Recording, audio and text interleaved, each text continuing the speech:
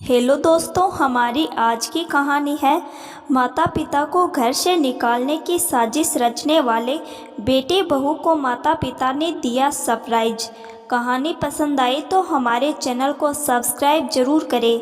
Shilpa kitty party से घर लौटी तो आते ही सोफे पर दम से बैठ गई। अपनी सासू माँ आरती से बोली, मम्मी जी मेरे लिए खाना मत बनाना, आज बहुत हेवी नाश्ता हो गया है, मैं थोड़ा आराम करने जा रही हूँ। इतना कहकर वह अपने कमरे में चली गई। शिल्पा और मनोज की शादी 10 वर्ष पूर्व हुई थी। मनोज एक सरकारी ऑफिस में काम करता था। उसके पिता भी सरकारी नौकरी में थे तथा मनोज की शादी के 5 वर्ष बाद रिटायर हो गए। नौकरी के दौरान ही उन्होंने लोन लेकर अपने लिए घर बना लिया था। मनोज से बड़ी बेटी थी जिसकी शादी मनोज से पहले हो गई तथा वह विदेश में अपने परिवार के साथ रहती थी। शिल्पा के मायके में सभी कार्य मेड करती थी, इसीलिए ससुराल में आकर उसे घर के कार्य करने में कोई रुचि नहीं थी। आरती ने भी इसे सहजता से लिया। केवल खाना बनाने का कार्य था जिसे दोनों मिलकर कर लेती थी। सास बहू के संबंध भी अच्छे थे। 5 साल में शिल्पा 2 बच्चों की मां बन गई। बड़ा बेटा श्लोक तथा बेटी नेहा। कहा जाता है ना, ब्याज मूल से ज़्यादा प्यारा होता है। दोनों बच्चों को आरती बहुत प्यार करती, उनके साथ खेलती, उन्हें कहानियाँ सुनाती, मोहल्ले के बगीचे में शाम को घुमाने ले जाती, उनके पसंद के व्यंजन बनाकर उन्हें बड़े प्रेम से खिलाती। कई बार पति छेड़ते हुए कहते, तुम्हें तो मुझसे ज़्यादा इनकी फिक्र रहती है, उनसे पूछकर उनकी पसंद की सब्जी डिशेज बनाती रहती हो, कभी हमें भी पूछ लिया करो। आरती हंसकर कहती, क्यों, आपको ईर्ष्या हो रही है क्या? आपके ही तो पोता पोती है। अच्छा है, उनकी फरमाइश पर नई नई चीज़ें बनती है और आप सबको भी खाने को मिलती है। 60 साल की उम्र पार करने के बाद भी आरती बड़े शौक से सभी कार्य कर लेती थी। खाना बनाने तथा नए नए व्यंजन बनाने में उसकी विशेष रुचि थी। 2-3 साल से आरती के पति अशोक जी की तबीयत बिगड़ने लगी थी।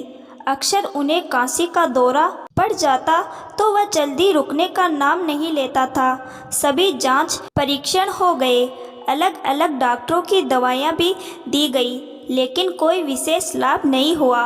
रात के वक्त अक्सर उन्हें जोर की कांसी उड़ती थी। वे स्वयं भी परेशान हो जाते थे, साथ सोई आरती भी परेशान हो जाती और दूसरे कमरे में सोए बेटा बहू भी।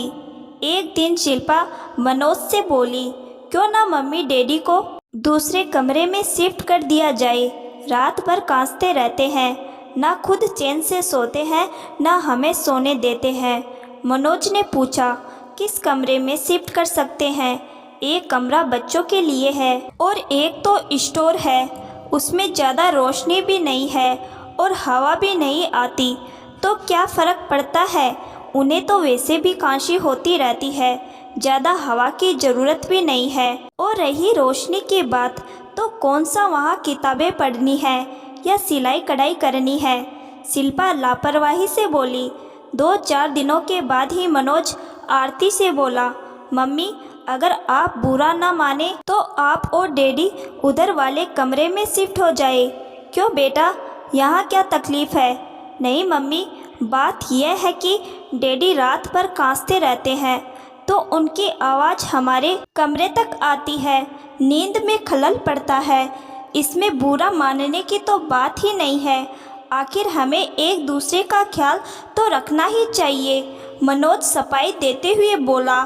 और अगले हफ्ते ही आरती और अशोक जी का सामान स्टोर रूम में शिफ्ट कर दिया गया। शुरू में तो उनका मन ही नहीं लग रहा था, इस कमरे में उन्हें घुटन सी महसूस हो रही थी, लेकिन धीरे धीरे उन्होंने समझौता कर लिया कि कहीं बेटा बहू नाराज हो गए तो वे कहाँ जाएंगे। समय बीतने के साथ साथ शिल्पा के व्यवहार में भी अंतर आने लगा। उसने आरती से कहा, मम्मी जी अब आप आराम करिए, बहुत काम कर चुके हैं, खाना बनाने के लिए मैंने मेड रख ली है, आरती हैरानी से उसका मुँह देखती रह गई। लेकिन मुझे तो खाना बनाने में कोई तकलीफ़ नहीं है। अब आप डैडी जी को देखिए, उनकी तबीयत ठीक नहीं रहती, साथ ही अब आपको भी आराम करना चाहिए, कहकर शिल्पा दूसरे कमरे में चली गई। अब सास ससुर को कमरे में ही खाना पहुंचा दिया जाता। मेड के हाथों के बने खाने में उन्हें जरा भी स्वाद नहीं आता था, लेकिन मजबूरी में कुछ कह नहीं पाते थे। एक दिन पोता उनके कमरे में आया। जब वे खाना खा रहे थे, एकदम से बोल पड़ा, अरे दादा दादू, आपकी थाली में पनीर की सब्जी नहीं है, सिर्फ दाल रखी है। अशोक तथा आरती हैरान रह गए। अब उनके खाने पर भी नियंत्रण होने लगा है। अब किससे कहे? शिल्पा तो पिछले कुछ समय से बहुत जल्दी गुस्सा हो जाती है और बहस करने लगती है। बेटे से कैसे उसकी शिकायत करे, कहीं वह बुरा न मान जाए, क्योंकि शिल्पा ने अब सभी पर नियंत्रण कर लिया था। फिर तो ऐसा अक्सर होने लगा, कभी थाली से दही गायब होती तो कभी कोई विशेष पकवान, कभी कोई स्वीट डिश। इसका पता बच्चों के द्वारा लगता। कुछ दिन बाद ही मनोज अशोक जी से बोला, डैडी, आपकी तबीयत ठीक नहीं रहती। मैं चाहता हूँ आप जीते जी मकान हमारे नाम कर दे, तो हम सबके लिए ठीक रहेगा, बाद में कोई परेशानी ना हो, इसीलिए ही मैं कह रहा हूँ। और उसने पेपर उनके सामने रख दिए। अशोक जी और आरती अवाक रह गए। अशोक जी ने सोचकर कहा, बेटा, यह मकान तो आखिर तुम्हारा ही है। जब तक हम जिंदा हैं तब तक तो हमारे नाम पर रहने दो। क्या आपको मुझ पर विश्वास नहीं है? क्या मैं आपको घर से बाहर निकाल दूंगा? मनोज तेज में आकर बोला, लेकिन अशोक जी ने उस पर दस्तखत नहीं किए। अब धीरे धीरे शिल्पा के साथ मनोज के व्यवहार में भी फर्क आने लगा। आरती और अशोक अपने कमरे में ही सारा दिन रहते। बच्चे और शिल्पा मनोज अपने में मस्त रहते। उनके पास बैठने या बात करने के लिए किसी को फुर्सत ही नहीं थी। पोता पोती बीच बीच में जाकर कभी कभी बात कर लेते थे। एक दिन आरती के हाथ से पानी से भरा गिलास छूट गया, परस्पर पानी बिखर गया। शिल्पा ने देखा तो गुस्से से चिल्ला उठी, आपको कुछ काम धाम तो है नहीं? मेरे लिए काम बढ़ाकर रख देती हो, देखकर नहीं चला जाता आपसे। आरती की आंखें डबडबा आई। कितनी बदल गई है शिल्पा, आखिर क्या चाहती है हमसे? क्या सिर्फ मकान अपने नाम करवाने के लिए हमें परेशान करने लगे हैं? क्या धन के लालच में रिश्तों को महत्वहीन बना देना जायज़ है? एक दिन पोता उनके कमरे में आया और बोला, दादू दादू, यह ओल्ड एज होम क्या होता है? क्यों, तुम्हें उसके बारे में किसी ने कुछ कहा? हाँ, कल मम्मी पापा कह रहे थे कि अब दादा दादी ओल्ड एज होम में रहने के लिए जा रहे हैं। वहाँ सब बूढ़े लोग रहते हैं और बहुत मज़े से एक दूसरे के साथ बातें करते हैं, इकट्ठा बैठते हैं, खाते पीते हैं और एंजॉय करते हैं। क्या यह सच है? अशोक जी और आरती के ऊपर तो मानो गाज गिर पड़ी, लगा पैरों के नीचे से धरती सरक गई है। बेटा बहू इस हद तक गिर सकते हैं, ये तो कभी कल्पना भी नहीं की थी। दिमाग सुनसा हो गया था। जब थोड़ा संभले तो आपस में सलाह मशवरा किया कि इससे पहले पानी सिर के ऊपर से निकल जाए, कुछ करना पड़ेगा, कुछ फैसला लेना पड़ेगा। अपने वकील दोस्त से अशोक जी ने बातचीत की, मशवरा लिया। 15-20 दिन बीते होंगे कि अशोक जी ने मनोज को बुलाकर कहा, बेटा, घर का माहौल कुछ तनावपूर्ण बनता जा रहा है। मैं सोचता हूँ तुम 8-10 दिनों के लिए शिल्पा और बच्चों को लेकर कहीं घूम फिर आओ। तुम्हारा मन भी बदल जाएगा, शांत हो जाएगा। पैसों की चिंता मत करो, उसका इंतजाम मैं कर देता हूँ। ऑफिस से छुट्टी ले लो, जिस दिन छुट्टी तुम्हारी मर्जी होगी मैं तुम्हें पैसे दे दूँगा। मनोज हैरानी से अशोक जी का मुँह देखता रह गया। उसे विश्वास ही नहीं हो रहा था कि डैडी उनके घूमने फिरने के लिए पैसे देने को तैयार है। खैर, जब शिल्पा को यह बात पता चली तो वह बहुत खुश हुई।